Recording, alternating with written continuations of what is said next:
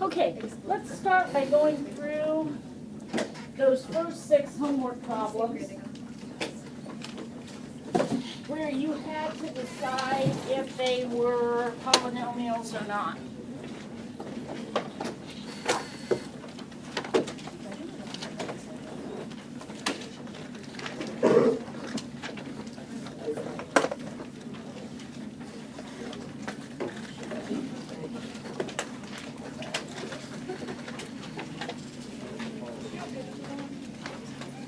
So this was last night's homework. Number 1, was it a polynomial? No. Why? Negative. Can't have the negative exponent. Very good. Number 2, yes, and it would be classified as a linear polynomial. Its degree is 1, and its leading coefficient is 2. How about 3? Yes. It is a polynomial. Its degree is 5. leading coefficient. Very good. How about number 4? Actually, yes, that is a polynomial. It's called a constant function. What's its degree? 0. It has a degree of 0. Remember that x to the 0th is what? So what we really have is the polynomial 13x to the 0th. So its degree is 0. It's called a constant function. How about 5? No, can't do the fractional exponent thing. Radicals are fractional exponents. And what about 6? Yes, it is a quadratic polynomial. Its degree is 2, and its leading coefficient is 4. -5. No. Right? -5. Now, let's take a look at number 7. There was some confusion about number 7. It's actually a very simple problem, just worded differently. When we say this, remember, functions are written like this, right? This would be an example of a function. If you put in a 2, you would get out, what, an 8? That means if you let x be 2, y is 8. Think of this as y. Isn't that the ordered pair that would come out if you let x be 2? So what did they really give you here? They wrote it differently, but what is this? This is 2 points. And what are they asking you to do with these 2 points? Look at the directions. What do they want you to do? Write an equation. Write the equation of the line through those 2 points. Well, we've already done that, right? How do we write the equation of a line through 2 points? Find the slope. Find the slope, which is 5/7, if I did it right. And then you can either point slope or slope intercept, whichever you like best. And pick one of your points and plug it in. So 4 equals 5/7 times 2 plus b.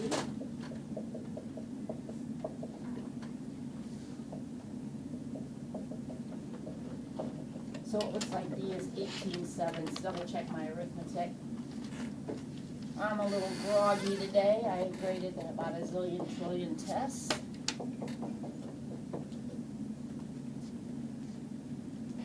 How's that look? Linear function. Okay, so that's how we do those. Now, the last set of homework problems, you had to match up a graph with an equation. Now, were you able to look at like number 13 and first of all recognize it's a parabola? Why? Squaring function, right? And then we were able to recognize where it was vertexed. Instead of at the origin, it was moved somewhere. Where does it move to? Let's look at 13. Where is it positioned? -1, -3. Were you able to tell that it opens up? Yes, because it doesn't have a negative on it, right? That would make it open down. So could you match it? Yeah. And so everybody's good on those. Okay. And today what we need to do is about a 2-second refresher on completing the square.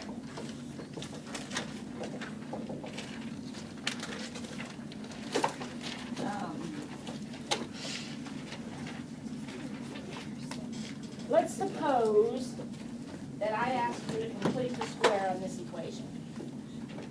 Now you all know how to do that. And if you don't, pretend, okay?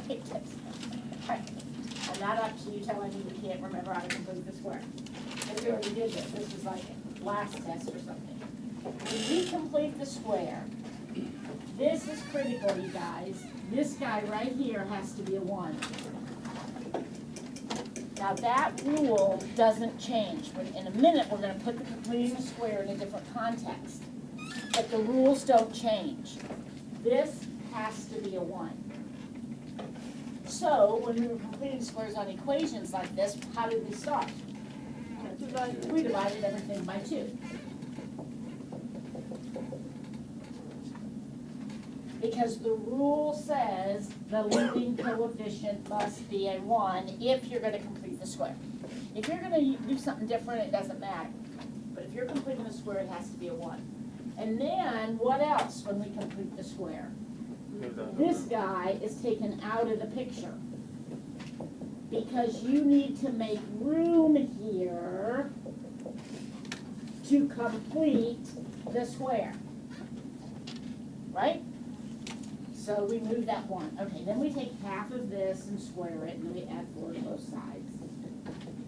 And then we proceed with the process. Now, why am I talking about that? Well, in the problems you just did in your homework, problems that look like this,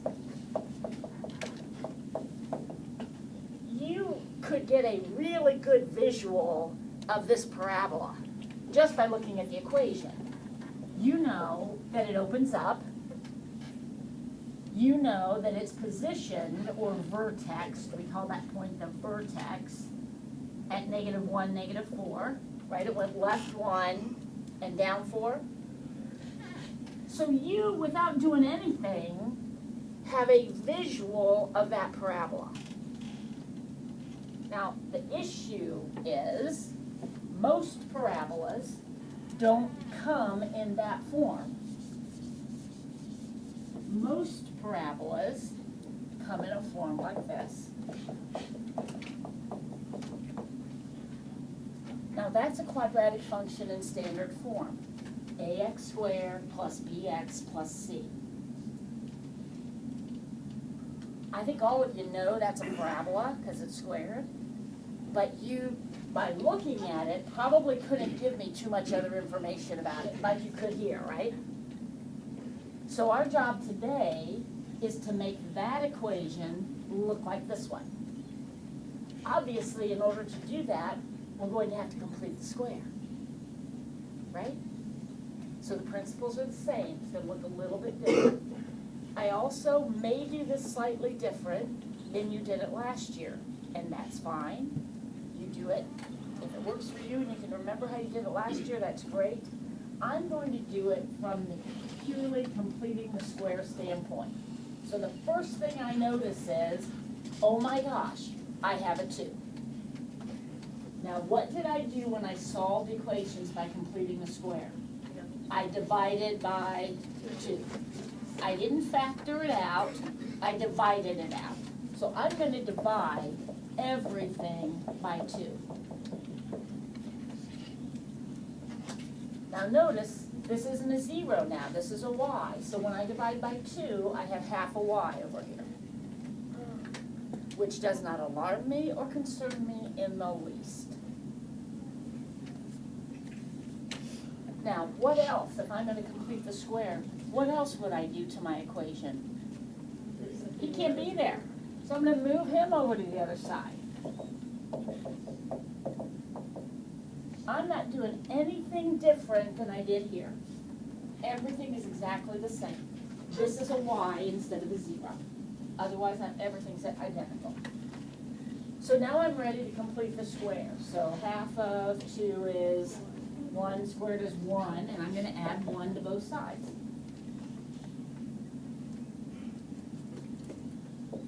This is my perfect square, isn't it? And over here, I have 1/2 y minus 2.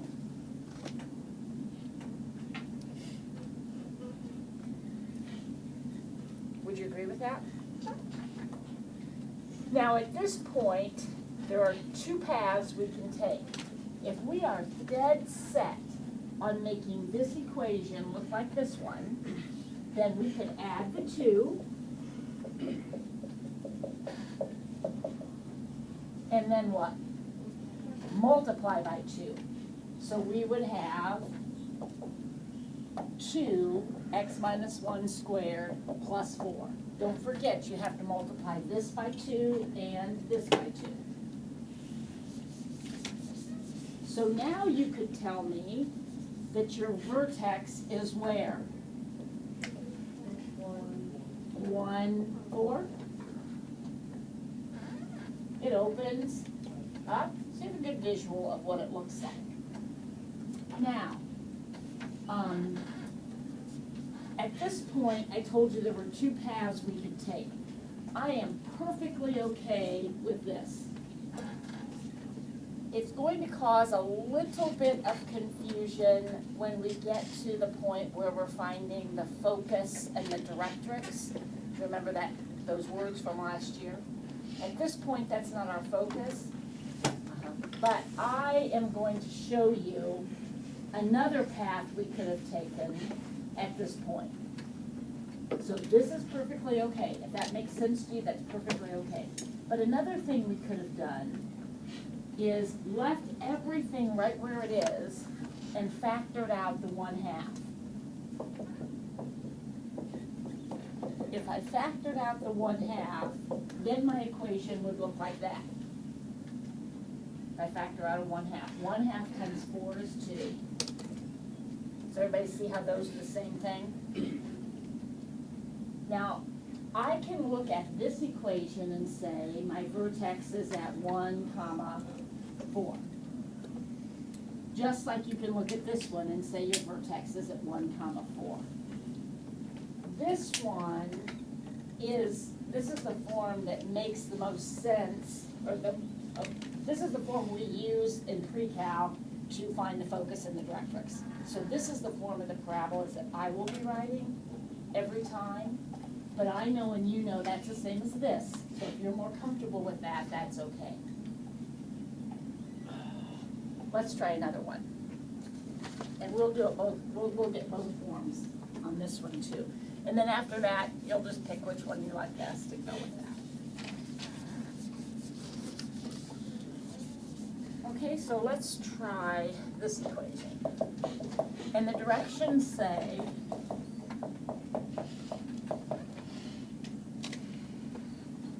put it in vertex form. These are both considered vertex form, so it doesn't matter.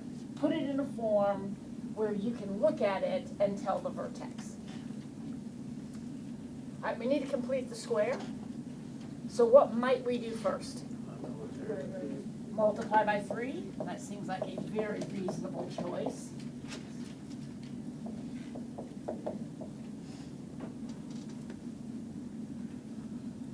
And then add 26.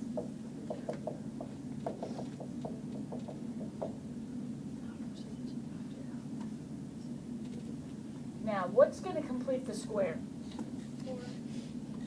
1/2 of 2 is 1. Squared is 1. And don't forget, you have to add that to both sides. So we have x plus 1 squared. And on this side, we have 3y plus 27.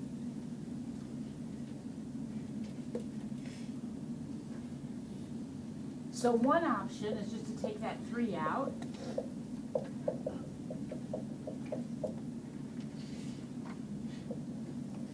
And I can tell from this that my vertex is at the point -1, -9. Or, at this point. I can rewrite it by moving the 27 to the other side.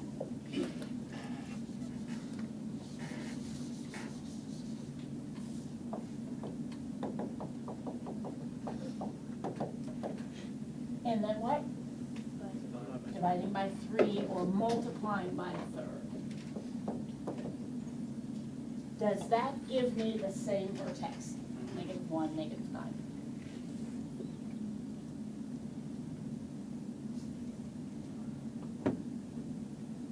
You all right with that? Now I'm going to do one on your own with your partner there, comparing answers, and then I got a couple more things to tell you about, hopefully, before the bell rings. I don't know how long our periods are today.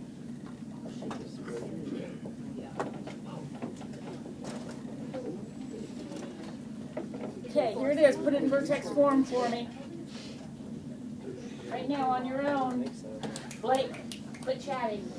Let's get this going.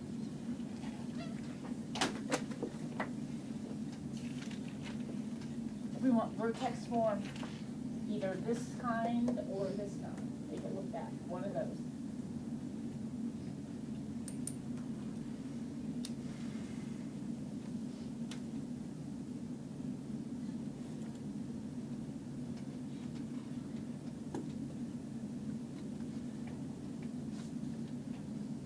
Sarah, did you ever pass? Yeah, I put it on your desk. Okay.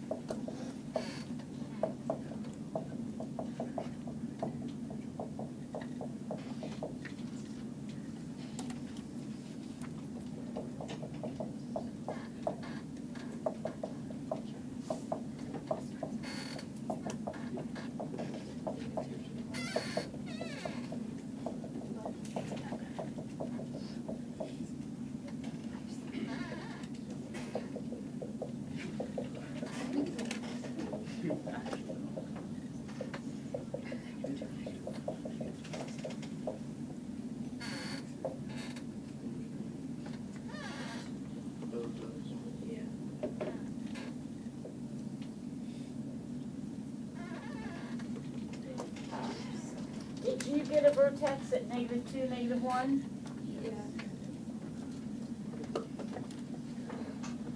So everybody's okay with that?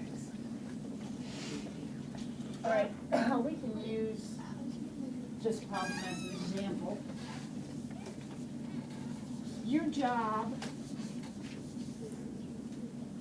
varies. Right now, all they're asking you for is the vertex and the axis of symmetry. Now, does everybody understand what the axis of symmetry is? It's the crease that if you folded the parabola in half, it would exactly double back over on itself. The two sides are mirror images. It's called the axis of symmetry. And right now, that's all you have to do. They want you to find the vertex and the axis of symmetry. Now, the axis of symmetry is always going to go through the vertex. Does that make sense to you? So if your parabola is opening up or down, which all of these will because they are functions, later they won't. They can open sideways, but now we're talking about functions. So if your parabola opens up or down, what can you tell me about the equation of the axis of symmetry? If this is the point, for example, 2, -2, what can you tell me about the equation of the axis? It's x equals 2.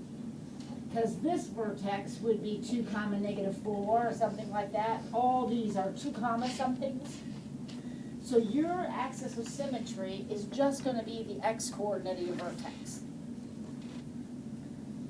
Now, luckily, if that's all you want is the vertex, if you're not interested in the focus and the directrix and the endpoints of the latus rectum and all the stuff that, we have to figure out, there's a formula for the axis of symmetry.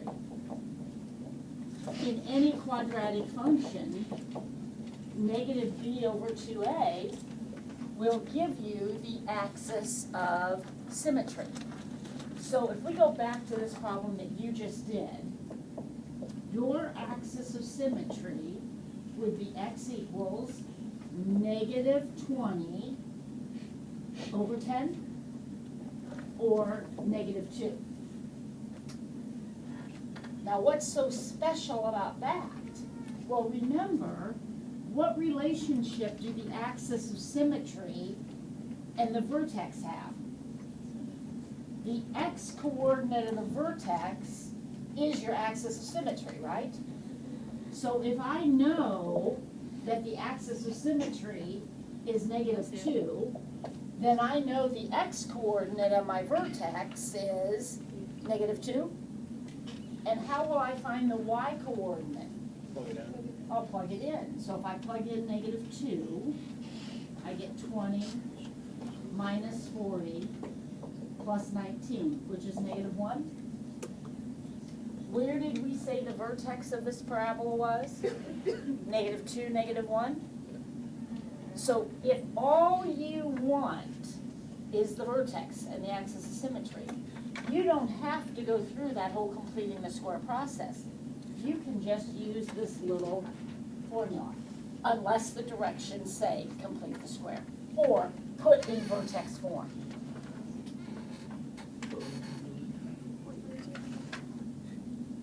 Okay? All right, let's try one more of those.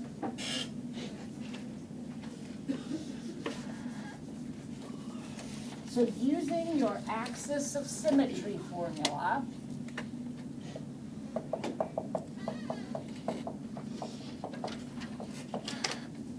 find the axis of symmetry in the vertex. Using the formula, not completing the square this time, using the formula.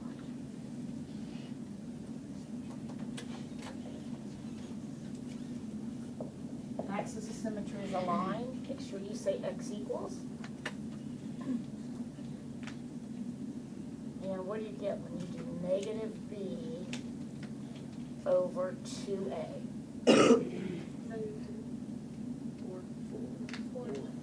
Just positive 4, don't you? Just get positive 4? Okay, everybody all right with that? Now we need our vertex. Now remember, if the axis of symmetry is at x equals 4, isn't the vertex somewhere on that line, which means its x coordinate has to be 4? And then how will we get our y coordinate? Plug it right back in. So 4 squared is 16, that would be 8, minus 16 plus 5, negative 3.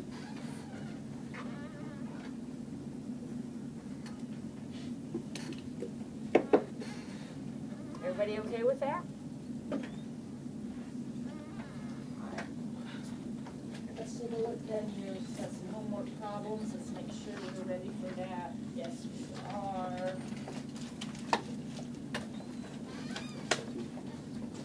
Yes, we are. Anybody know what pre-draw rings? Do we ask or something with it? 30, 30, 35. Okay. I think it's 30. Alright. Do we have to do like a rotary? I think it's All right, I 30. want to get a head start then on one,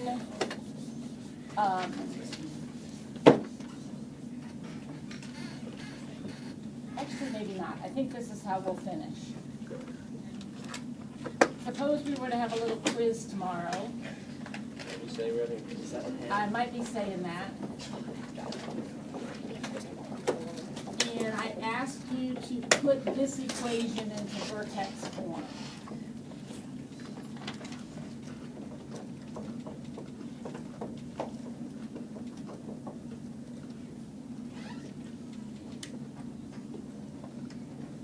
Could you do that?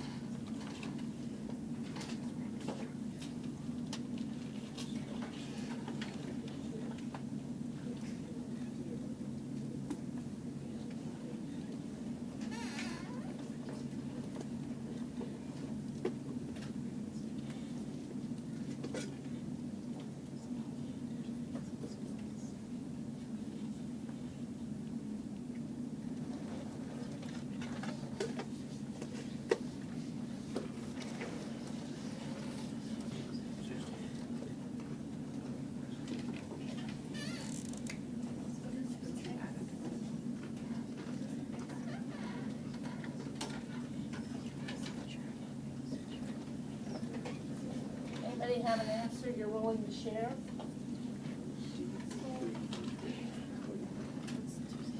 Teresa? 1 minus.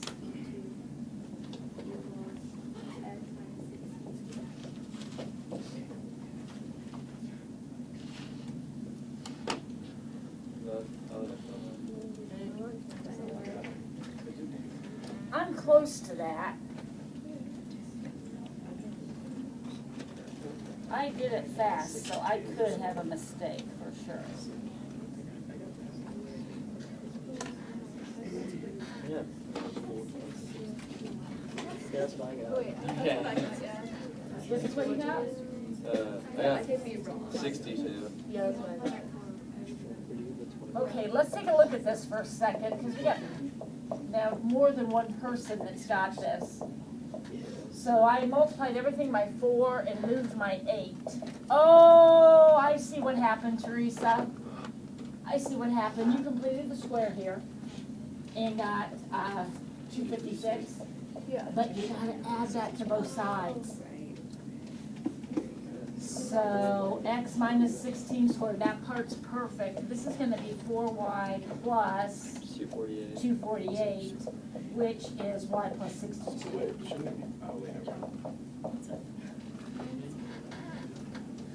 Or if you got it in the other vertex form, you're gonna get the same vertex. It's just gonna look like that. So our vertex should be at 16, comma, negative 62.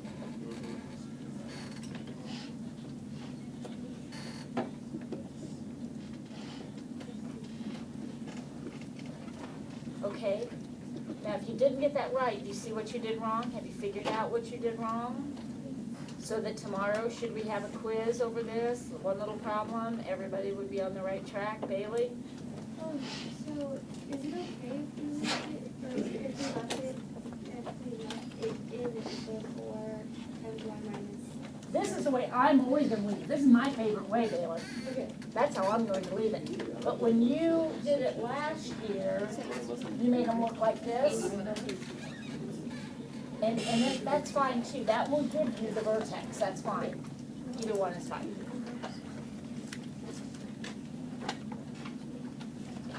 Okay?